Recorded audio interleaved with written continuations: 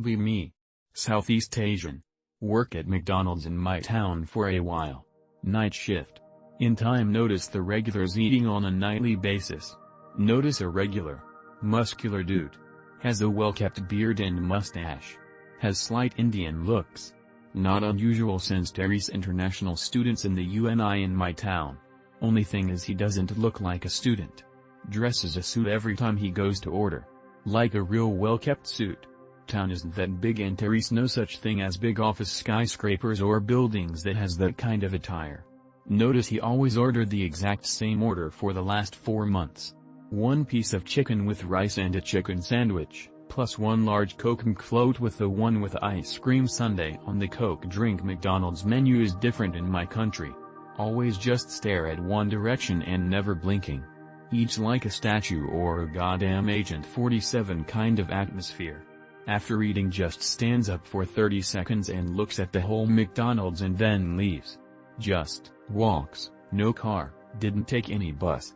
Can't follow him cause I got my shift. Fast forward to another 3 months. Usual routine. One day he goes to McDonald's all raggedy like he's a homeless person. Like dirty clothes straight out from a mechanic fixing a car. Hair too long like off the shoulders. Note that he always had short well-kept hair all this time up to this point. Didn't even know how he got his hair too long in the span of one night cause previous night he was the same. He orders the exact same food. Same manners.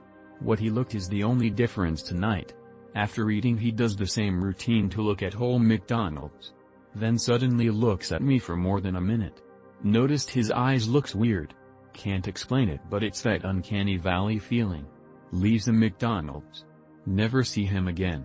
Start some small talk to my co-worker that's always with me since I got the job. Says he didn't notice him too much. Never see him again. Tried to search on any accidents that might happen and might be related. Nothing. Dude never went back to McDonald's ever again. Did I notice an NPC? Be me. 2020. COVID lockdown. Didn't give a shit and went to my friend's house. Sort of a mini reunion. Friend asked if we can go fishing in their boat again just like old times. Invite more longtime friends. Our town has a bay area accessible by the river.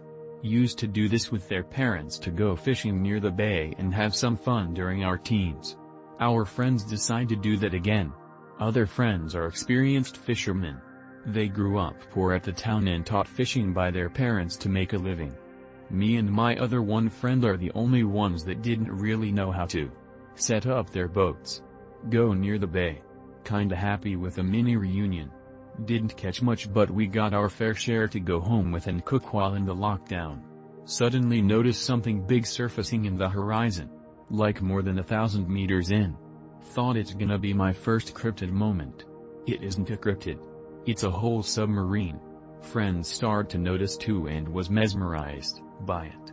Thought to myself that ain't right. We don't even have a sub in my country. Whose sub is this?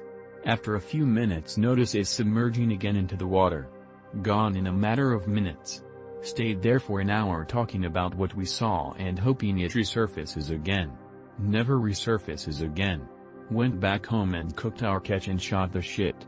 Kept searching if there's any joint operation exercises or anything related in the Navy in my country. None. Bay Area is really big but secluded like you have to enter an entrance to enter the bay. Realize our country's Navy isn't that capable enough but it sure as hell can detect submarines within the vicinity. Bay Area's big and the country's capital is literally beside it on the other side. It's been 3 years but I'm still wondering what was that sub doing deep in our country's territory. Florida and on here. Had many strange experiences in my life. I get told I attract these sorts of things, but I digress. I'm bored so here's the story my friends and I haven't been able to forget for the past year. Be me. Be in Apalachicola National Forest in January for a camping trip with my brother. Technically not supposed to be there because it's hunting season and we're prim campers not staying in one of the designated hunter campsites but whatever do it anyway. We keep thinking we see brief flashes of blue light in woods on and off. Try to ignore it.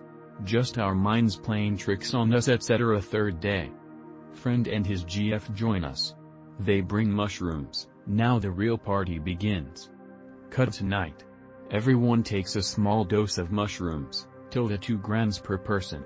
Friend throws up after taking only half a gram, stays sober. Fast forward. We're all decently high but still lucid. Sitting by the fire. Friend's GF crawls out of their tent, looks off in the distance. What's that light, off in the woods? There's some planes visible, so I tell her she's probably just tripping. Brother gets up from his hammock. I see it too. WTF. Look where they're looking but don't see anything, just chalk it up to them being new to shrooms. Go back to staring into the fire. BC primal monkey brain. Friend, who, reminder, is sober, stands up and peers into the darkness in front of me. Holy shit, there really is a light out there. What? Get up.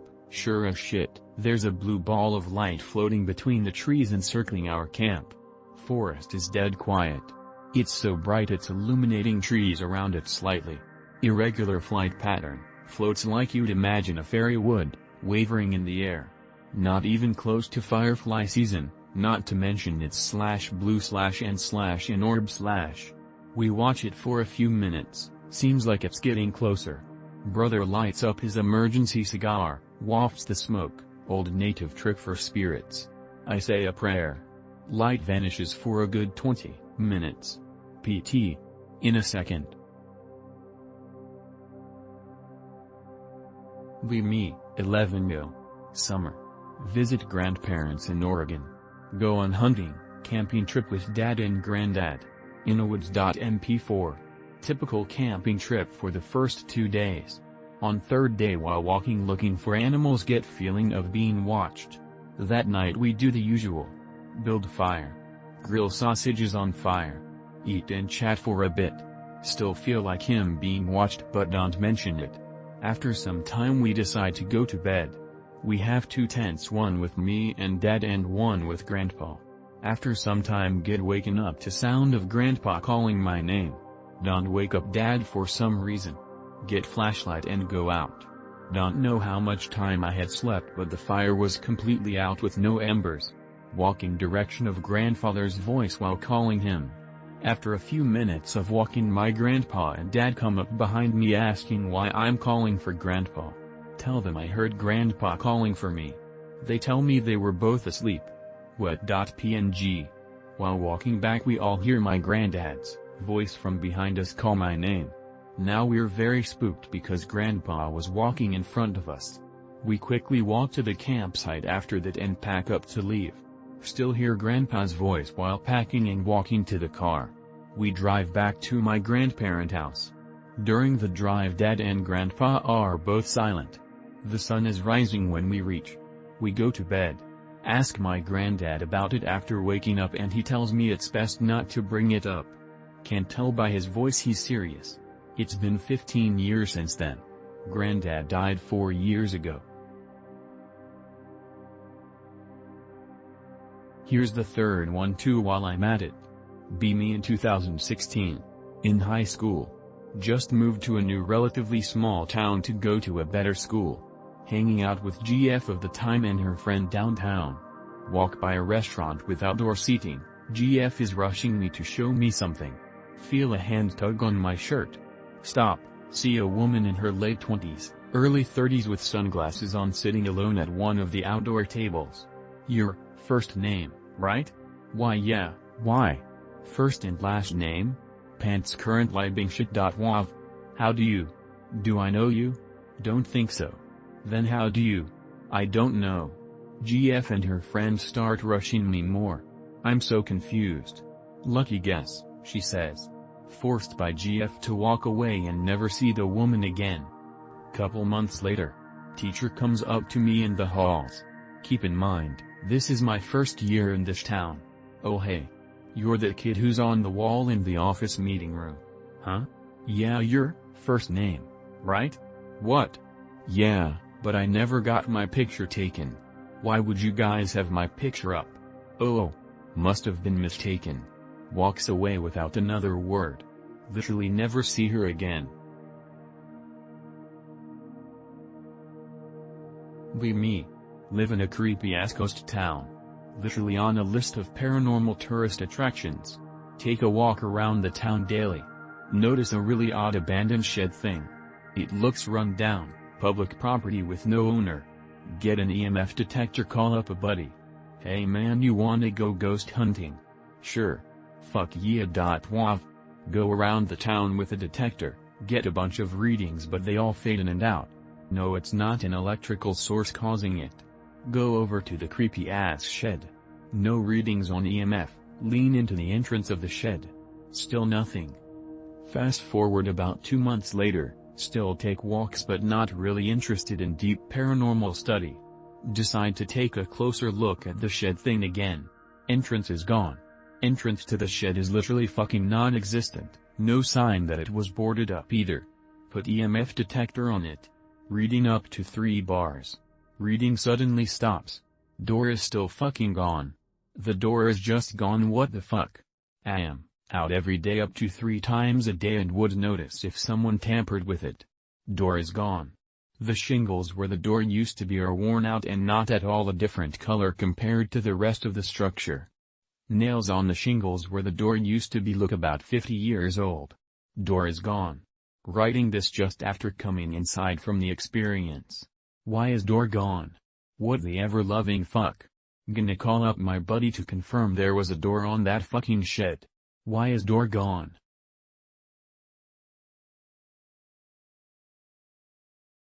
Fair enough. I'll post the last one I mentioned since it's the most recent of them. Be me last September. Just got back from a trip to Georgia with the GF. Staying at GF's parents' place because they're in another country and they wanted us to watch the house. GF has been complaining of stuff moving around, her dog barking at random corners of the house, etc. GF and I are lying in bed drifting asleep. Not really tired but I close my eyes. Prone to hypnagogic imagery and hallucinations albeit rarely. Tonight, I'm seeing all sorts of weird shit, like dragons, demons, and really big tropical flowers shifting around like I'm tripping balls. Get a really bad feeling watching it, like a pit forms in my stomach. Stay like that for a while until GF whispers. Anon? Yeah? I just had a really scary nightmare. What was it about? There were, like, demon faces, and dragons. And like, flowers. What? JPEG. What the fuck, really? Yeah. GF then stares off toward the closet and says that she feels a presence. I felt it too, but I reassured her it was nothing to make her feel better. GF turns on the light and walks to the bathroom. While she's in there, I recite a prayer and basically tell the demon to quite literally get the fuck out. You're not fucking welcome here, etc. As I finish up, I see a faint round ball of light, not really light but the closest word I can think of to describe it, about the size of a basketball fly through the wall from one end of the room and then out of the window. GF comes back into the room as I'm sitting there in disbelief. Did you see something, Anon? Nope. Nothing. Let's go back to bed. I sage the house a week later. No demonic bullshit since. Be me. Son of a spiritual mother who claims herself to be a witch. She does tarot readings and rituals and spells with specific equipment and shit like that. Never took it seriously. Bring a cute goth girl who's familiar with spirituality over, mainly as a friend. She's taken so I can't shoot any big shots without scarring anything. I ask her what reading she wants. Just something for the present and future. I know about my past. See it as understandable. Shuffle the deck. Suspense. Drop down 2 cards. Reverse Lovers and 3 of Wands.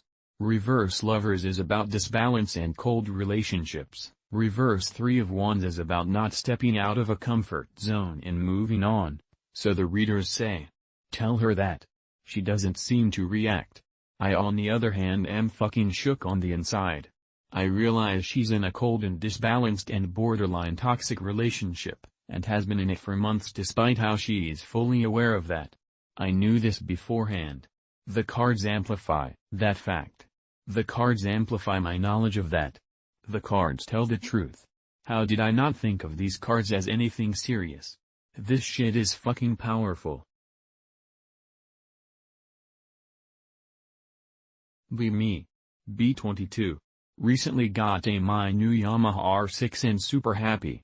Peacefully riding through the Adelaide Hills at night. Pull over on the side of a random side road to go take a bush piss. As I'm crouched in a random prickly bush, I see something out the corner of my eye, so I turn my head to look at it. When I looked over, I saw over a fence into a usual farm and saw the silhouette of a dog that looked like a Rottweiler. It made me smile because I used to have 2 Rottweilers when I was growing up. I shrugged it off and thought it was just out doing what dogs do. I pulled my pants back up after doing my piss and got out of the crouching position. When I had one last good look over at the dog, it had moved a little closer, so I got a better look at it. It stood completely still while staring at me. I realized that it wasn't a fucking dog at all. This dog was on all fours but had no ears nor tail. It was standing completely still and facing me. I could make out its face because my eyes had adjusted to the darkness of the night. Its fucking lower jaw was missing and there was fresh-looking blood slowly dripping off of its mouth and nose as it stood there silently staring me down. I immediately got the fuck out of the bush and hopped on my Yamaha R6. I got the fuck out of there and went back to my home down in the city. Took me about an hour to get home, and the whole ride back I was having a fucking panic attack. When I got home I told my mom and dad what I saw and they were mortified at how I described this dog-looking thing. I never fucking went down that side road again. Pic related if you've never seen a Rottweiler.